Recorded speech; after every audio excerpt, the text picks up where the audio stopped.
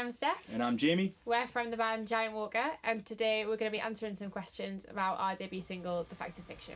Question 1, what was the initial musical idea that sparked the writing of the song? So the initial idea was an old chord progression that I've had for absolutely ages. This is kind of similar, not exactly because it's in a different tuning, but it's kind of similar to the original idea I came up with. So the original idea was like...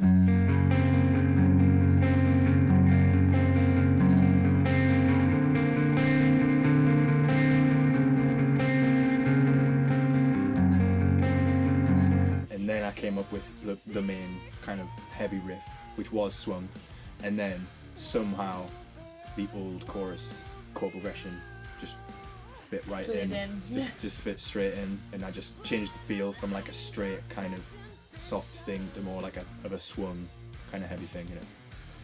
Yeah, just fit, just worked. The next question is your writing process collaborative from the start or the sum of individual ideas? I would say for this song, obviously you had the bones of the music kind of down. In terms of vocal melody, it was very collaborative, I think, from what I can remember. Usually me and Steph try and work together on vocal melodies, just because if I have a chord progression, I'll tend to have a sort of idea of what I want to hear over it, or like an earwormy melody that I can hear over it. And it's one of those things where once you hear it, it's quite hard to unhear.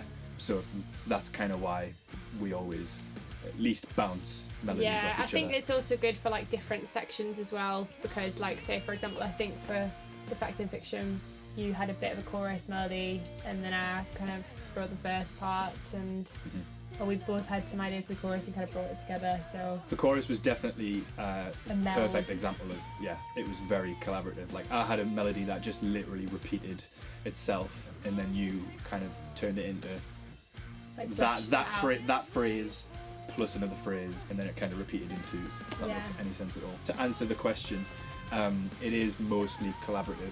Although on a larger scale, it's, you know, the songs kind of start as the bones of your idea, my idea. So it would be a riff or a chord progression that kind of starts. I think one thing that I will say is it's always good to try and flesh it out as a full song before you do anything to it. That tends to help the realization of the song. The vision come together a bit sooner.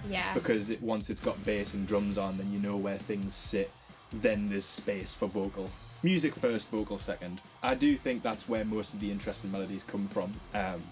Trying to sing over weird stuff. For me personally, I think it would be really hard to come up with a melody, an interesting rhythmic and melodic melody over nothing. Yeah, you know what I mean. No, I would have to have some kind of sonic backdrop. It's to like do trying to ice a cake before you have the cake. Like you need something there first. I think. So next question: how do you go about finding the perfect vocal melody for a riff or progression?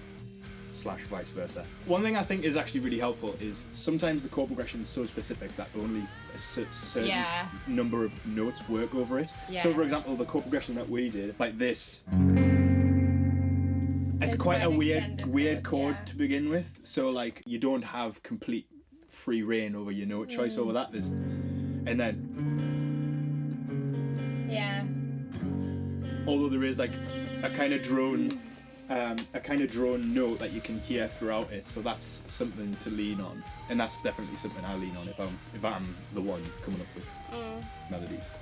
Stuff. I would say, like, for me, when I was coming to write the vocal part over it, I would literally just like hit record and sing whatever came to mind. It's good to kind of have the initial idea, because I think sometimes, like, if you're in a rehearsal studio like jamming out their idea, you might come up with a vocal part and then it's like never quite the same as the original idea. So it's really nice to have all of the recordings of like where it started from the very first idea you came up with to where it ended up. And then kind of going back and just being like, I really like that part, but I like that part from this take, and like kind of bringing it together. So that was quite interesting, I guess, and quite different from like how we've maybe written before, which I think worked quite well. I think we'll wrap that up there.